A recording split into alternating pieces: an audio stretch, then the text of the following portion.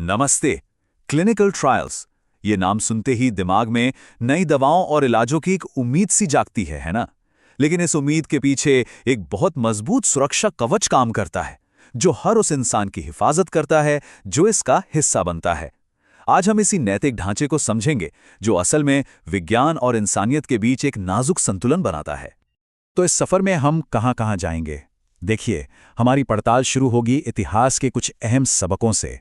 फिर हम जानेंगे कि वो कौन से नैतिक सिद्धांत हैं जो हर रिसर्च की नींव होते हैं, और कौन है वो अदृश्य संरक्षक जो इन नियमों को लागू करवाते हैं। इसके बाद हम सूचित सहमति की ताकत, कमजोर समूहों की खास सुरक्षा और भविष्य की नई नैतिक चुनौतियों पर भी नजर डालेंगे। तो सबसे बुनियादी सवाल पर आते हैं।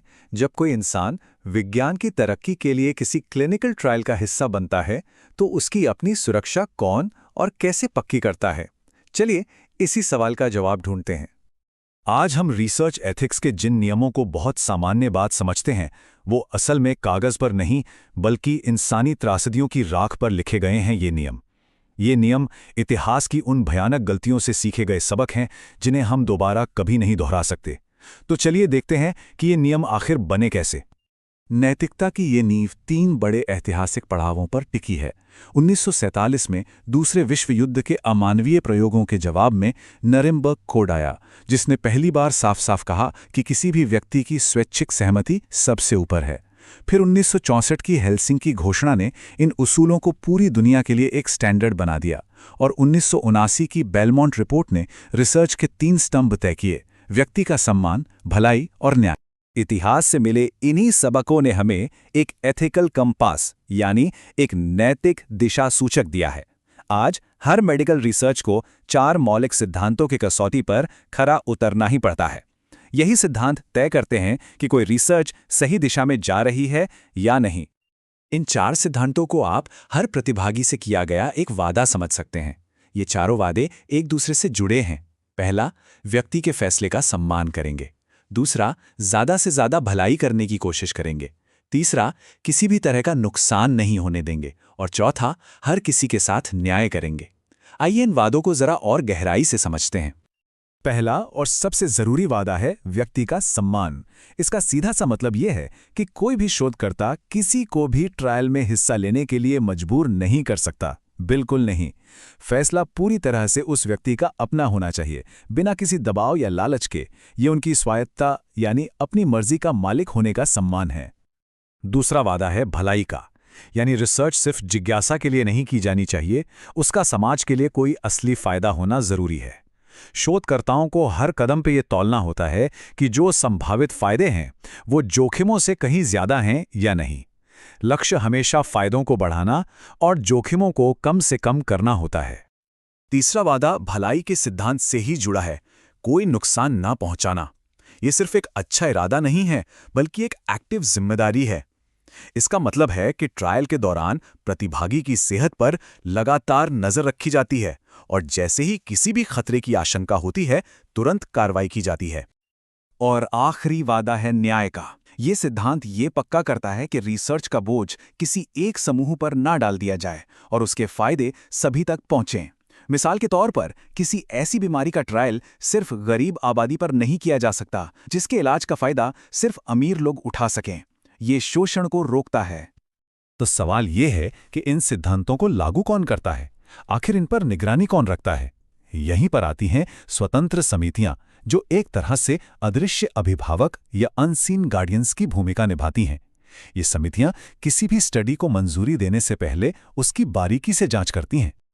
तो ये अदृश्य संरक्षक आखिर हैं कौन? ये कोई एक व्यक्ति नहीं, बल्कि एक पूरी कमेटी होती है। इसमें वैज्ञानिक होते हैं जो विज्ञान को समझते हैं, लेकिन साथ ही आम नागरिक, वकील और नैतिकता के विशेषज्ञ भी होते हैं, ताकि हर पहलू से जांच हो सके।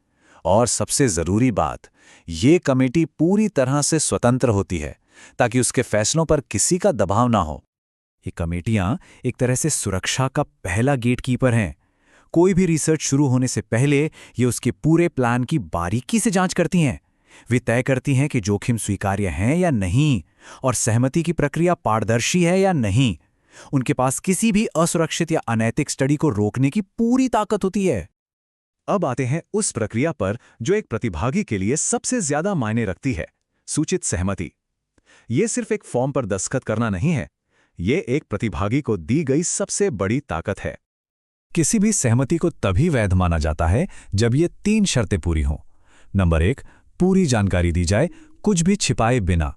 नंबर 2, वो जानकारी ऐसी भाषा में हो जिसे कोई भी इंसान आसानी से समझ सके, और इन दोनों के आधार पर लिया गया फैसला। नंबर 3, पूरी तरह से स्वैच्छिक हो, यानी अपनी मर्जी से, बिना किसी दबाव के। ये सिस्टम ये भी मानता है कि कुछ समूह ऐसे होते हैं जिन्हें शोषण या जोखिम का ज्यादा खतरा हो सकता है। इसलिए ऐसे कमजोर समूहों के लिए सुरक्षा की कुछ अतिरिक्त परतें भी बनाई गई हैं। मिसाल के तौर पर बच्चों से जुड़े किसी भी रिसर्च में सिर्फ माता-पिता की सहमति काफी नहीं होती। बच्चे की उम्र के हिसाब से उसे भी आसान भाषा में समझाया जाता है और उसकी अपनी रजामंदी भी ली जाती है। यहाँ सुरक्षा की एक दोहरी परत काम करती है। यही सिद्धांत उन लोगों पर भी लागू होता है जो किसी वजह से खुद फैसला नहीं ले सकते। उनके लिए एक कानूनी प्रतिनिधि सहमति देता है, लेकिन यहाँ भी शर्त यही होती है कि रिसर्च तभी की जा सकती है जब उसके फायदे जोखिमों पर बहुत भारी पड़े। गर्भवती महिलाओं के मामले में सुरक्षा का दायरा मां और होने वाले बच्चे दोनों तक फैल जाता है। हर जोखिम का बेहद सावधानी से मूल्यांकन होता है ताकि उन्हें किसी भी संभावित फायदेमंद इलाज से वंचित भी न किया जाए और उनकी सुरक्षा भी बनी रहे। अब तक हमने देखा कि यह सिस्टम कैसे काम करता है, लेकिन अब वर्तमान और भविष्य की ओर देखते हैं। जैसे जैसे तकनीक और ग्लोबल रिसर्च आगे बढ़ रहे हैं, हमारे सामने नैतिकता से जुड़े नए और जटिल सवाल भी खड़े हो रहे हैं। आज ट्रायल्स पूरी दुनिया में हो रहे हैं, जो एक नई चुनौती खड़ी करता है। ये कैसे सुनिश्चित किया जाए कि कम संसाधनों वाले देश में एक प्रतिभागी को वही सुरक्षा और देखभाल मिले जो एक विकसित देश में मिलती है? शोषण को रोकने के लिए क्या मानक होने चाहिए? और फिर आती है टेक्नोलॉजी की चुनौती। एआई और बिग डेटा ने नए सवाल खड़े कर दिए हैं। हमारे हेल्थ डेटा की प्राइवेसी का क्या होगा? क्या एआई के एल्गोरिदम निष्पक्ष होंगे? लाखों लोगों के पुराने डेटा को इस्तेमाल करने की सहमति कैसे ली जाएगी? इन सवालों के जवाब हमें आज ही खोजने होंगे।